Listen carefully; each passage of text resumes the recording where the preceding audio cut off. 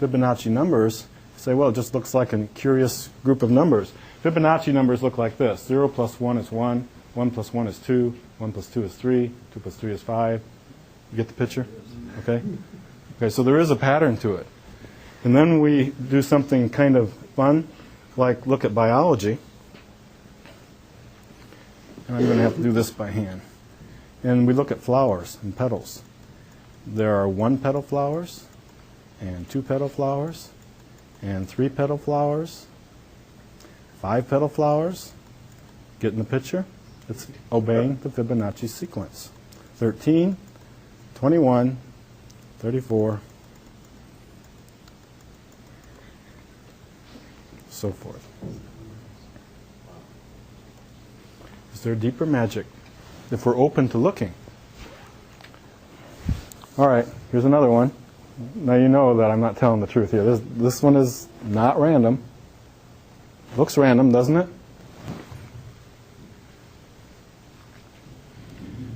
But if we take this structure that looks like it's random and we break it up into triplets, it looks like this. And now if we do something kind of sneaky, like attach a number to a base, adenine, thymine, guanine, and cytosine, it looks like this. For the DNA, TAC, CAC, GTC, and this now becomes a triplet code that has, does it have anything?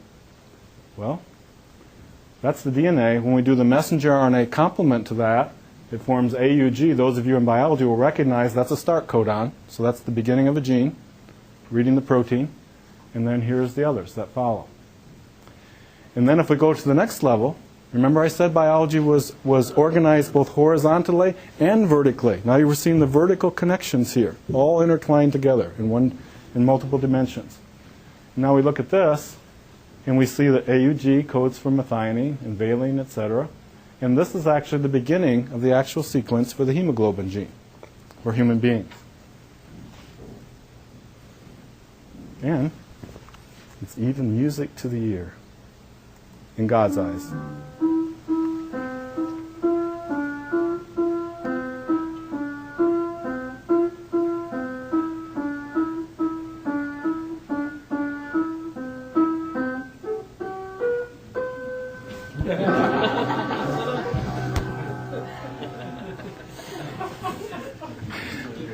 Now you know why I'm a biologist and not a musician. Okay, so you see where I'm going with this. Random may not be as clear-cut as we think. Random may really be more a reflection of the intelligence that's perceiving the situation than the actual reality. If that were the case, then, a superintelligence, i.e. God, would know no randomness. Everything, regardless of deep complexity and apparent random nature, would actually possess logical, orderly, and purposeful connections. Randomness and evolution need not detract from belief in God. They can be seen as compatible and as a part of a purposeful plan. So, fundamental questions. Now let's just be really honest here, and try to track with me so you don't misunderstand. What are the fundamental questions? Does the creative logic then, revealed by science, demonstrate the existence of a creator? Or does the existence of innately creative natural laws, which we can observe in nature, eliminate God from the picture altogether? Can we answer these questions honestly? Does the creative logic revealed by science demonstrate the existence of a creator? Maybe. Maybe. From a scientific perspective, I think that's all we can say. But does the existence of innately creative natural laws eliminate God from the picture altogether? Maybe. That's all science can tell us. We don't know. If we say that we can answer that question, either one of those questions, we've stepped outside the boundaries of science and now we've made a philosophical statement. And so what this means is that in terms of the sphere factor that's so ingrained in the creation-evolution debate, we can all just take a great big breath there's no reason to be fearful. Science can never prove God, but neither can science ever disprove God. I think that much of the creation-evolution conflict stems from the fact that science is powerful. And if you listen to television, radio, and magazines, and to scientists, we would suggest that it's like the most powerful tool available for the pursuit and understanding of truth. But maybe science isn't the only source of truth. And maybe we need to put science in the proper perspective where it's valuable and we should treasure it for the power that it has in revealing the nature of the created order. But we need to be careful on either side of this equation to not step beyond that boundary. So my belief in God does not depend upon my understanding of science. I must say that as I understand science, it makes me more in awe of Him as a believer. But my decision to be a believer is the decision that's just a personal choice. I choose. And I think that's, at least as I read Scripture, I think that's what Jesus said. You get to have a choice. And then, but you see, that's just like my standing in front of the poster in Landon's bedroom. I get to choose whether I will look deeper to see if there's more meaning there or not. So, the book that I've written is called Random Designer, and the process that I described is called random design. Obviously, I think all of us would agree that a new direction is needed. Right now, we have the extreme voices on either side controlling the entire debate. But we need something that will allow us to move closer to peace.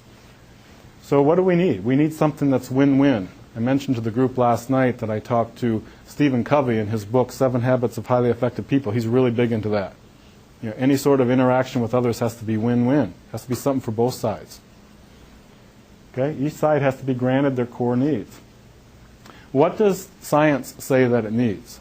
Science says it needs to be free to pursue science wherever it leads without religious veto. What does the Christians say, the religious groups say? They say that they don't want science to pronounce God dead. They need to have a place where God can permanently be kept in the picture. So commit to solutions. We can set positive examples. I mean, I was in a panel discussion a couple nights ago, and it was 250 people out there and 5 panelists, and they're asking questions from the audience. And in a big group like that, and this emotionally charged topic, there's always the potential for a match to be struck and for there to be a conflict. And the biologist who was sitting right next to me one time, he answering a question, and he said something, I'm just like inside, I'm cringing. I said, don't do that. We have to set a positive example.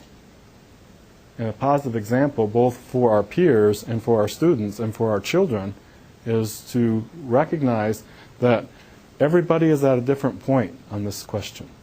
So when I step in front of my biology class, or anyone for that matter, my reputation is that I'm safe. Wherever you're at, it's okay. I accept you where you're at. Because honestly, don't we all begin at different points? And so if a person, a young lady emailed me the other day, she just finished in December. And what a heartwarming message on a cold February morning. She said, I appreciated so much the input that I had. You are the only professor on this campus in all the years that I was here that accepted me for as I was. And she was an atheist. But she became interested in the Christian perspective, not based upon the learning from science that she had picked up, but from the example that she was seeing me and others convey to her. Okay? So we need to set positive role models. A new direction needs to strengthen and affirm science and religious belief. We have to recognize that role of language and emotions that we talked about, and as I just talked about, we need to embrace and respect student diversity. We need to get away from this idea that if a person is a sixth-day creationist, that they're ignorant. And we also need to get rid of this idea that if a person is an atheist, that they're evil. They're God's creation. And I believe that all of them are searching for meaning and purpose in their life, and they need as much help as they can, as do the rest of us, in trying to move along that pathway in that direction. So random design, what is it? I've defined it more in a biological sense